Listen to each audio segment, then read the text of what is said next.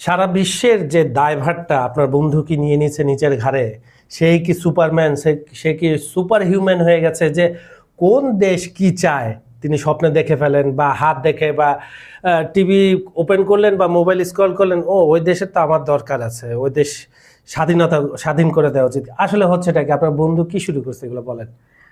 কেন করবে না বলেন? আপনারা কে প্রতিবাদ করেছেন? কে তার কি করতে পারছেন? সে যা বলছে, যা করছে, তাই তো মানে শেষ পর্যন্ত তাই তো হচ্ছে।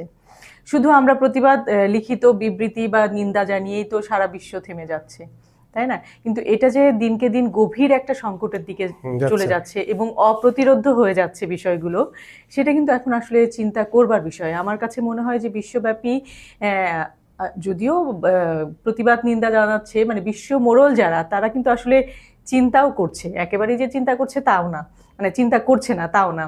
কিন্তু আসলে এর প্রেক্ষাপটটা কি দেখেন?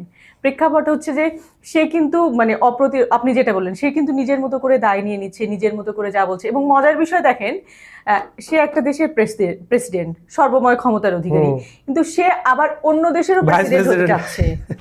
এটা কখনো মানে মানে অবাস্তব কিছু চিন্তাধারা। এবং এরকম একটা ক্ষমতাধর দেশের রাষ্ট্রপ্রধান হয়ে সেই ধরনের হাস্যকর একটা কথাবার্তা, মানে কোনো নীতি নেই, কোনো নৈতিকতা নেই, কোনো আইন নেই, কোনো কারণ নেই, মানে সবই মনে হচ্ছে তার কথাগুলো হাস্যকর, কিন্তু কাজ তো করছে সিরিয়াসলি। আপনি যদি ইরানের কথা, আজকে আমরা ইরানের কথা সুপ্রিয় দর্শক আলাপ আলোচনা করবো। আর আমার আপার বন্ধুর কথা তো আপনারা জানেনই, ট্রাম্পের কথাই আমরা বলছি। আমার যেটা জেঠুস বলে, কাকু বলে আপনারাই বলেন, সেটা হচ্ছে উনি, আমার ওনার কোন দিকটা ভালো লাগে জানেন? উনি কোনো লুকোচুরি করেন না।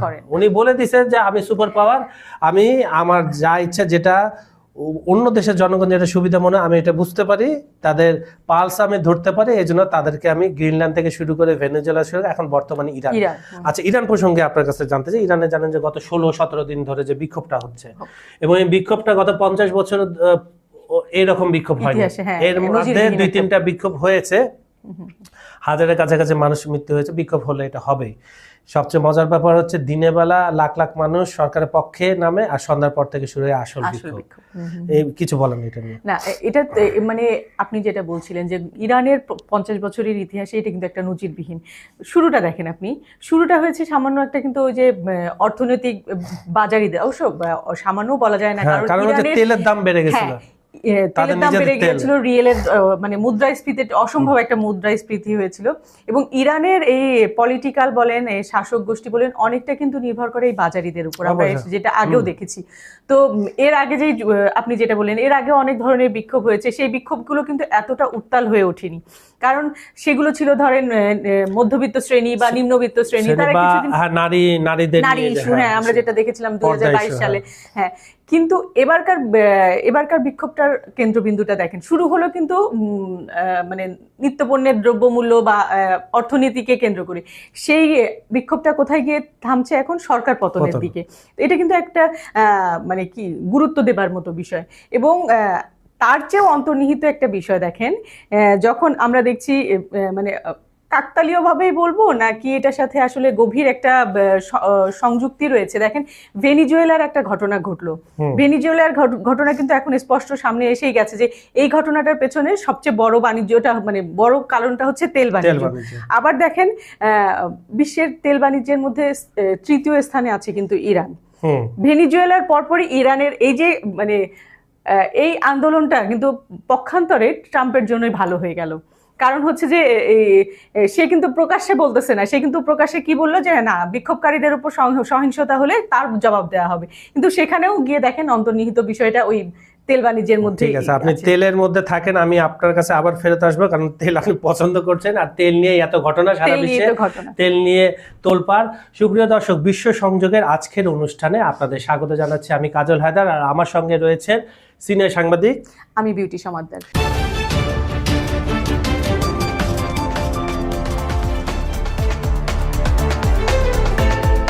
পৃথিবীতে অস্থির। আমরা গত বছর শেষ করে এই বছরে যখন পদার্পণ করেছিলাম, আমাদের ফোকাস ছিল ইউক্রেন রাশিয়ার যুদ্ধে।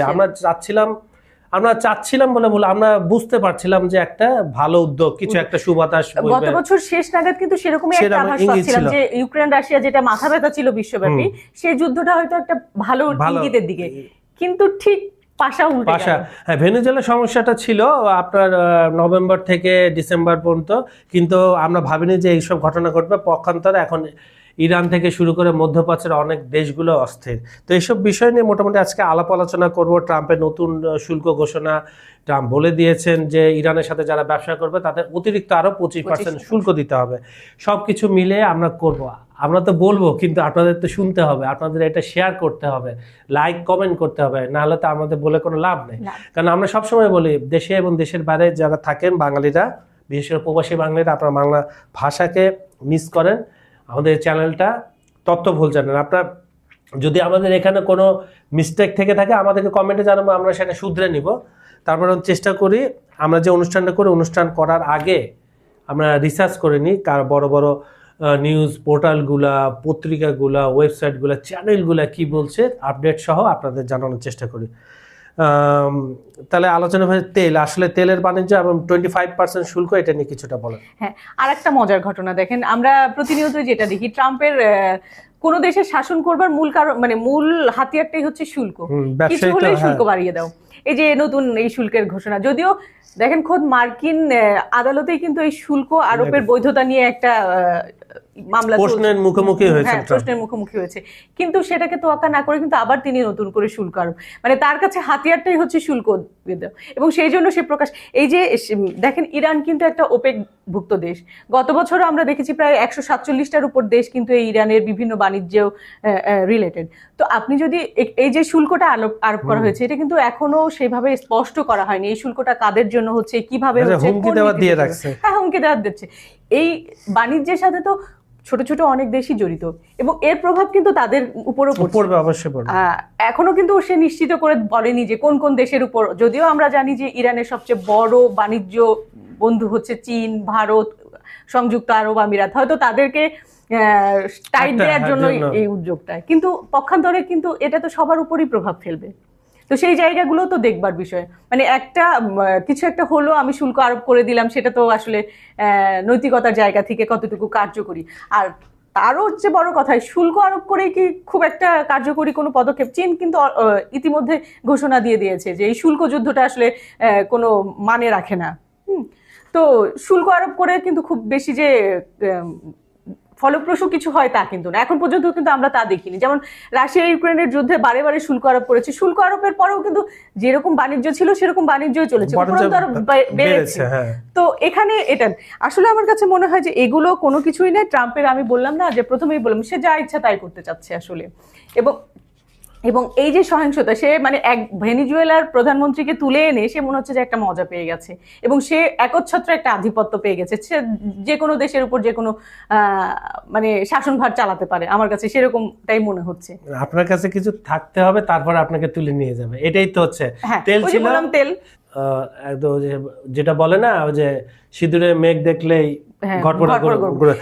কারণ উনি তো দুইবার ইমপিচমেন্ট হয়েছেন প্রথম দফায়। কিন্তু দেখেন এই যে ভেনিজুয়েলার ঘটনার কেন্দ্র করে খোদ মার্কিন যুক্তরাষ্ট্র কিন্তু ট্রাম্পের বিরুদ্ধে পথে নেমেছে জনগণ। হ্যাঁ, মামদানি যেখানে, হ্যাঁ মামদানি বলেছে, খোদ মানে বিভিন্ন শহরে কিন্তু তার বিরুদ্ধে, মানে এই বিষয়টার বিরুদ্ধে বিক্ষোভ হয়েছে। তার মানে কি তার প্রতি তো অনাস্থা দেখাচ্ছি।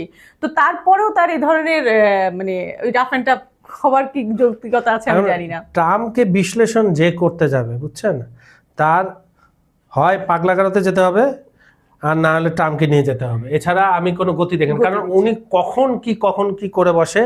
আচ্ছা, আমরা ইরানের বিষয়ে ছিলাম, ইরানের বিষয় দিয়ে আজকে অনুষ্ঠানটা শেষ করবো। তার আগে আমি একটু দর্শকদের কমেন্ট পড়ে আসে, যদি আপনি অনুমতি দেন। অবশ্যই, দর্শকরাই তো আমাদের প্রাণ। আচ্ছা, এমডি মিরাজ লিখছেন উনি ইরানকে সাপোর্ট করছেন, উনি বাংলাদেশ থেকে দেখছেন। মেহেদি হাসান মীরা, ধন্যবাদ আপনাকে। দেবব্রত, উনি আমাদের অনুষ্ঠানে সবসময় দেখে থাকেন, রেগুলার, উনি আমাদের ভিউয়ার। উনি বলছেন আপনারা আপনাদের আলোচনায় ট্রাম্পকে অনেক খাটো করে দেখেন, উনি বিশ্বমোড়ল নন, উনি এই সৌরজগতের মালিক। কোন গ্রহের কখন কোথায় অবস্থান করা উচিত শুধু এই নির্দেশটুকু দিতে বাকি আছে। ধন্যবাদ। আপনি কিছুক্ষণ আগে এই কমেন্টের আগে বলছিলেন যে তাকে পেডিট করা বা তাকে বোঝার মতো একজন লোক পেয়েছি, সেটা হচ্ছে আপনি ধন্যবাদ। এবং ওনার কিন্তু চিন্তাধারাটা মজার। হ্যাঁ। এর পরের দর্শক উনি হচ্ছে সরোজ গাঙ্গুলি। উনি যেটা বলছেন, উনি কথা বলতেছেন যে ইরানের যে সমস্যাটা সৃষ্টি হচ্ছে, আমরা যেটাকে বিক্ষোভ বলছি, সেটা ইন্ধনদাতা হচ্ছে পাশ্চাত্য এবং মধ্যপ্রাচ্যের একটি দেশ। Trump wants to discuss with Iranian government for solving the problem. এখন ট্রাম্প নিজে বলেছে, গতকাল দেখলাম যে ইরান বলে চাচ্ছে তার সাথে বসতে, আলোচনার পথটা। কোন ফোন নম্বর থেকে ফোন করেছে এটা তো আমরা জানি না, আবার সামরিক হুমকিও কিন্তু আছে। সামরিক সবকিছু মিলে। আচ্ছা, আজকের অনুষ্ঠানে সর্বশেষ দর্শক উনি হচ্ছেন জিল্লুর রহমান। জিল্লুর রহমান ডিস্ট্রিক্ট ময়ূক নওগাঁ থেকে উনি দেখছেন এবং আমাদের অনুষ্ঠানটা পছন্দ করছেন। দর্শকরা আপনারা বেশি বেশি করে কমেন্ট করুন, আমরা চেষ্টা করব কমেন্ট আরো বেশি করে পড়ার। আচ্ছা আপা, আমাদের 2 মিনিট আপনি শেষ করেন, ইরানের এই পরিস্থিতিটা আসলে কোন দিকে মোড় গড়াবে? আমরা তো জানি যে একটা টাইম ফ্রেম, আপনার কি মনে হয় আসলে? আপনার প্রেডিক্টটা আমি জানতে চাচ্ছি। বিপ্লবে দেখা যাচ্ছে সব শ্রেণী, সব বয়সের, সব ধর্ম, তো ওখানে অনেক ধর্ম, ইসলাম ছাড়াও কিছু ধর্ম রয়েছে, গোত্রের মানুষ কিন্তু একত্রিত হচ্ছে। হ্যাঁ, সেটাই কিন্তু আমরা দেখতে পাচ্ছি। দেখেন এই বিক্ষোভটা যেটা হচ্ছে যে দ্রুত, একেবারে দ্রুত কিন্তু ছড়িয়ে যাচ্ছে। ইরানের এমন এমন প্রদেশে ছড়িয়ে গেছে যে এই প্রদেশের নামগুলো হয়তো আমরা এর আগে কখনো শুনিনি। এই বিক্ষোভ সেখানে গিয়েও, আর মার্কিন যুক্তরাষ্ট্র সরাসরি তো বিক্ষোভকারীদের পক্ষে কথা বলছে, ইলন মাস্কের সাথে কথা বলছে তার ইন্টারনেটটা চালু করার জন্য। হ্যাঁ, দেখেন আরেকজন তো আছে যার বাবাকে সরিয়ে ইরান আজকে, রেজা পারভেজ, উনি কিন্তু আমেরিকায় থাকেন এবং উনি কিন্তু ওখান থেকে নির্বাসিত থেকেও কিন্তু সে সেখানকার কর্তৃত্বের বা এই আন্দোলনে একটা প্রচ্ছন্ন প্রভাব রাখছে, যেটা কিন্তু আমরা দেখতে পাচ্ছি।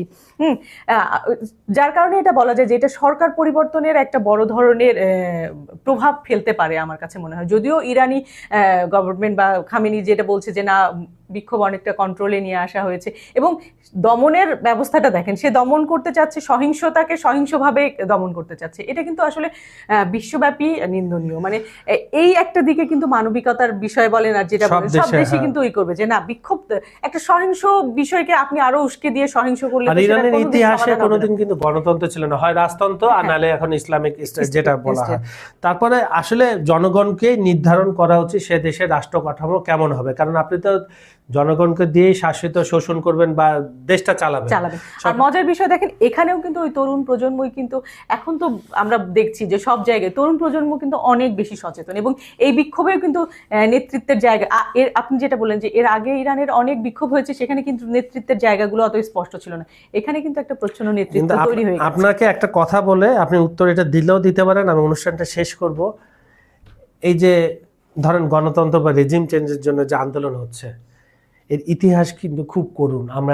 আমরা আরব স্প্রিংয়ে দেখেছি প্রতিটা দেশ কিন্তু এখন ধ্বংস হয়ে গেছে। ইরাক বলেন, লিবিয়া বলেন, সিরিয়া বলেন, ধ্বংস। এখন ইরান কোন পর্যায়ে যাবে আপনি দেখলেন, উপরে চাকচিক্য কিন্তু ভিতরে কিছু নাই, এটাই আমার ভয়। হ্যাঁ, আসলে তো কোনো দ্বন্দ্ব সংঘাতই কিন্তু ভালো কিছু বয়ে আনা আমার কাছে মনে হয়। সেটাই আলাপ আলোচনা করে, কিন্তু ওই আলাপ আলোচনার দরজা আসলে অনেক আগেই অনেকগুলো তালা দিয়ে বন্ধ করে দেওয়া হয়েছে।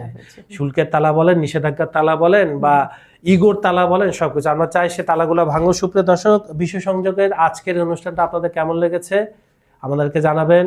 আর এখানে আপনারা যদি কিছু জানতে চান অবশ্যই জানাবেন। আপনারা ভালো থাকবেন, সুস্থ থাকবেন, নিরাপদে থাকবেন।